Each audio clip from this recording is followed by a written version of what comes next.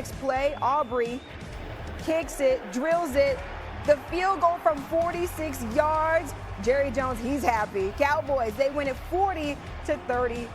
And Aubrey's 64-yarder is the most recent of some unfortunate luck the Giants have faced. It's the third 60-yarder they've faced as time expired, and all were made. It's the same number as every other team in the NFL history combined. 60-yarders as time expires against teams that aren't the Giants are just 3 for 41.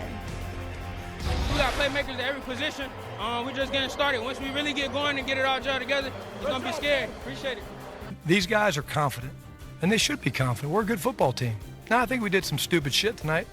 I really do. And, a lot of penalties. I think they got us for 12 and them for 14. So we got to look at that. Special team stuff is unacceptable. We're not going to let that happen. So we got to look at those, and we got to play with better hands. But it speaks to the type of culture we've built. Anything to Brandon Aubrey coming off the field? Yeah, I thanked him. I think I even gave him a kiss on the forehead. Like, hell yeah, thank that guy. That was a tough one. Battled back and forth. Guys left it all out on the field. And it's a tough result.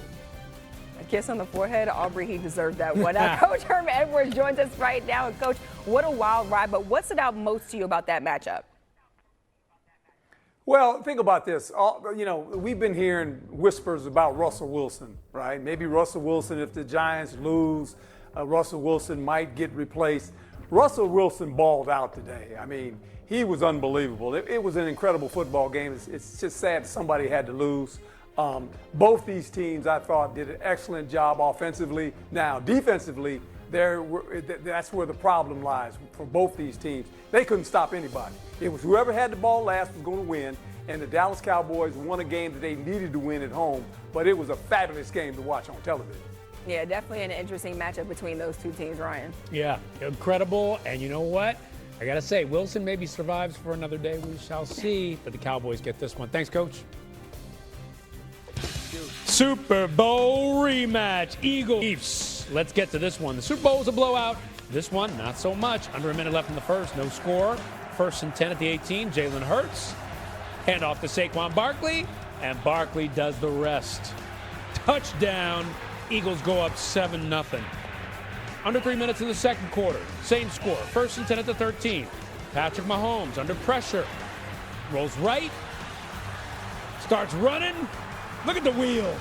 Dives for the touchdown. Chiefs looking good. At that point, they're up 10-7 in control in the early fourth quarter. 13-10 Eagles. 2nd and goal from the 6. Oh! Right to Travis Kelce, and it was picked off by Andrew Makuba.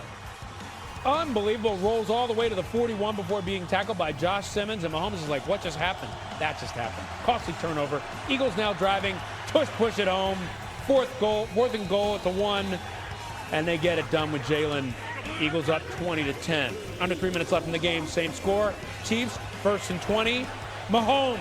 Tyquan Thornton. Oh! Touchdown. Chiefs down 3. Under 2 minutes left. 3rd and 1 for the Eagles. They got to get the first to put it away. And they do just that. Push does it again. Jalen Hurts gets the first down to seal the game. The Eagles win the rematch. 20-17. Now, look, Jalen Hurts doesn't have a flashy stat line, but once again, he gets it done against Mahomes and the Chiefs. As a matter of fact, he's just the 2nd quarterback to beat Mahomes in 3 straight meetings, joining only Joe Burrow in that company. Philly has now won 18 of their last 19 overall. Tim Hasselbeck now in with us to talk about this one. Tim, what stood out to you today from the Super Bowl rematch? I think it was Philadelphia's defense. It was tough sledding. The stat line wasn't great on either side for either quarterback. And when you do that to the Kansas City Chiefs and really think about, the long heave that you just had in the highlight to Thornton for the touchdown, really held the Chiefs to 10 points throughout the game. I think that, was a huge factor in the game. Another factor in the game, quite honestly, is this tush-push. I think it was called 5 times in the football game today. Obviously, the Eagles pretty successful with it, one of them being a touchdown, a few, important conversions. And so I think when you look at, kind of those elements and the difference they made in the football game, think it's a pretty big deal. Coach, this Chiefs team, they dropped to 0-2 for the first time since 2014. How concerned are you about this Chiefs team now heading into the season? Well, I'm concerned in this sense that their division is better. The Chargers are a good football team. The Denver Broncos are a good football team. And by the way, the team with the patch on their eye, the Raiders, the Raiders are much improved. So all of a sudden, this is not a division where the Chiefs can just kind of, just run away with it. It's going to be very competitive. And now you think about the Chiefs, they haven't won a game in quite some time. They have lost 3 in a row when you go back to the Super Bowl. So they've got to get it together. I think they're still a good football team. But this division now all of a sudden becomes very interesting. Yeah, not often you see the Chiefs starting 0-2. All right, guys, thanks so much. By the way, new on SportsCenter, Andy Reid is at the podium talking about the rematch. All right, as far as the injuries go, Mike Dana tweaked his left quad, and Fulton tweaked his ankle there. We'll just see how that is going forward. I'll take full responsibility for that game. Probably say too aggressive on that, and that's my responsibility. I thought my guys played their tail off and played hard and aggressive football, and they stuck together throughout the game, and they'll pay for us down the road when as we continue to grow. I thought the fans were unbelievable. They were great. Everybody stayed and kept us going. There were some good things within all of it. I thought defensively we played really solid football. We had short fields at times, and the guys took care of business there. Obviously, on the offensive side, we can't have the turnover. Again, I've got to dial up something different than that. But I thought Thornton played all the way through everything. It was great to see him get a big catch there, pat on the long throw. Kelsey had a nice day with the completions. I know he's upset at the last one, but we keep rolling here and keep getting better. So, and then special teams, I thought Ariza did a nice job with his punts, over a 59-yard average there, and then Nico had some nice returns there. So, all in all, though, my responsibility, and we'll get better. Time's yours. Yeah, well, the obvious answer, Dave, would be that we complete it, but I've got to put the guys in the right position to get that done. I know it's a hard play to stop, but that touch question would be one of the critical plays in that game. Just what you guys try to do to stop it? Yeah, you try to get penetration is what you try to do and be able to stop it, but that's a pretty rough one. I might have had a couple of them that they got off a little early on, but we'll look at that. Eagles stop the Chiefs in their rematch. Here's Patrick Mahomes. Take a listen. It's new on SportsCenter. All right, guys, let's fire away. Patrick, to start the season, just what's the feeling in the locker room after that game and how you're trying to perform? Yeah, I think just after the first 2 weeks, you let games slip away. That we played two good football teams and made mistakes in big moments, stuff that we're not used to doing. But I think we're coming together as a team, man. I mean, when you deal with adversity, it's about how you deal with it. And obviously, this isn't how we wanted to start, but how are we going to respond? So I'm excited for the next few weeks to see who wants to be challenged and how we can get back and really get after it. I mean, there's times, I think there's little things here and there. I mean, getting a ball batted, big play, missing some deep shots, things here and there that we didn't do at a high enough level.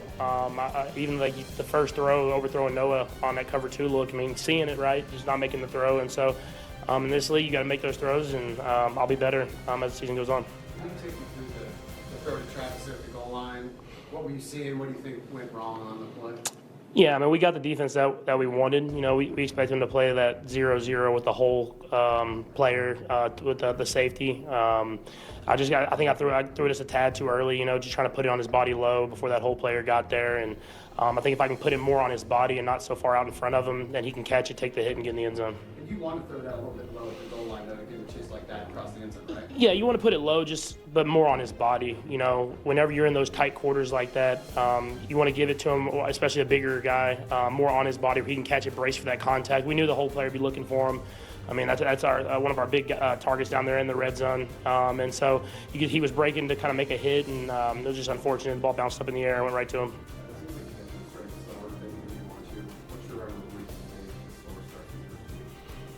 I think this week, missing the throw to Noah hurts. We got a coverage that we expected, and then when they play that zone coverage into the boundary, it's going to kind of a high-low with Trav or Noah, and obviously the corner bit down on Travis, and you missed that throw, and it kind of kills the momentum of the first drive, and obviously we didn't get the third down right there, so just me executing at that moment. But it's kind of been throughout the whole team, like it's one guy here or there. It's not like we're missing by much, and so. I know it sucks to hear it for the fans, but I feel like we're close, and so all we can do is just continue to work and continue to get after it, and be ready to play the Giants next week. Close but no cigar against the Eagles. Their division mate, the Broncos, on the road playing the Colts. Broncos were up 28-23 in the fourth, 3rd and 3 at the Colts 28. Bo Nix sends it deep, but Cam Bynum is there. The INT. Colts would go on to kick a field goal on the ensuing drive and trail 28-26. Next Colts drive, 2nd and 6. Jonathan Taylor gets it up the gut for the first down. Later in the drive, 3 seconds to play. Spencer Schrader, 60 yards out. It's no good. But wait, a penalty called on the Broncos defense. So Colts get another chance. Schrader from 45 out, up and good. They carried him out on their shoulders. They win this one, the Colts do, 29-28. I tell you what a difference Danny Dimes has made for the Colts. It's Indy's first time starting a season 2-0 since 2009. That's the second longest active drought in the NFL, ahead of only the Browns. For what it's worth, the Colts went to the Super Bowl in that 2009 season. Maybe a little bit of foreshadowing right there. Tim Hasselback still here with us. Tim, that's a 2-0 start for the Colts with Daniel Jones. Why have they been so successful? Well, look, they're playing good defense. They're running the football well.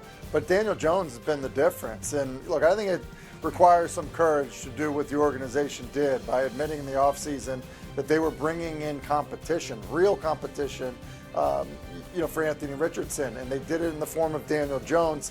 He goes for over 300 yards in the game today. Not had a ton of 300-yard passing games in his career, but he definitely has a good feel. They've got good, personnel around him. Ty Warren, the rookie out of Penn State, has been good in the passing game. Alec Pierce has been good down the field. Josh Downs is good working intermediate routes. And so I think when you combine that with a guy that's been seasoned a little bit and a good run game, what you see in the Colts offense has been pretty impressive through 2 weeks. Yeah, he's had moments of greatness before in his career, and he's been showing it so far this season. All right, Tim, thank you so much. On the other side of this one, Bo Nix taking the L. He's at the podium right now. This is new on SportsCenter.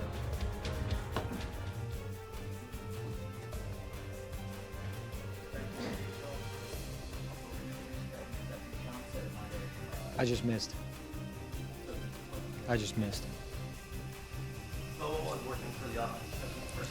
Thought we ran the ball well. Our line did really good. Came out the game, 3 straight runs, ran it right at them, and I thought our backs ran the ball well. We were able to get first downs on the run game and first downs, and that was really good to see. I think that just opened up a few other things on those longer drives, and when it looked like we were moving down the field, it was really smooth because of the run game. Well, he played well. He was everywhere. Played, with great effort, and I think it goes to show him, just from his practice, man. He practices really hard. He shows up every day. He gets his timing down. He runs and he shows up and he just practices really hard. So it's good to see him have a day like that. I mean, we've been